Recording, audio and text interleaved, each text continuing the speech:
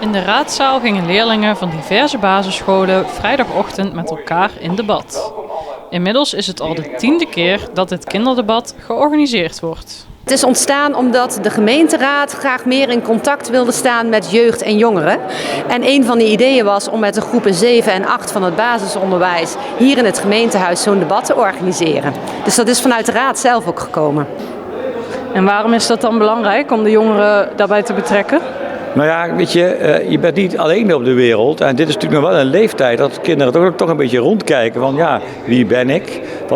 Wie mag ik zijn? Maar hoe moet ik ook met anderen omgaan in die maatschappij? Zodra je de voordeur uit bent, heb je te maken met buren. En zodra je dan naar school gaat, heb je te maken met andere leerlingen en andere ouders en leerkrachten. En op die leeftijd ga je er wel een beetje over nadenken van oké, hoe ga ik daarmee om? En dan helpen deze debatten natuurlijk ook om je een beetje te verplaatsen in de argumenten van een ander. Maar ook te verplaatsen in wat je eigenlijk zelf vindt. Waarover gaan de kinderen debatteren vandaag? Ja, ik heb hier de oorkondes. Dus wij maken aan het eind van het debat bekend wie er gewonnen heeft per ronde. En hier zie je dus de oorkonde voor de eerste ronde. In Venray moet iedereen actief meewerken aan het stoppen tegen pesten. En dan hebben we ook nog in Venray moet er in de avond meer boa's en agenten zijn rondlopen op de routes waar kinderen terugfietsen van het sporten.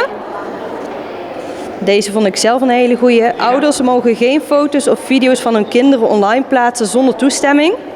Ik ben heel benieuwd wat daaruit komt. En deze kwamen meerdere kinderen mee. Nederland moet altijd helpen bij oorlog, ook als het niet om Europa gaat.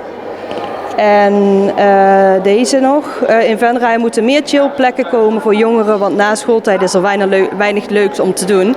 Het is dus zo dat zij deze stellingen zelf hebben ingestuurd vooraf. En wij hebben een keuze gemaakt van welke past het beste bij de onderwerpen die we nu willen behandelen. Maar ook kijken naar wat komt terug. Wat is een terugkerend thema voor de leerlingen? Wat vinden zij belangrijk?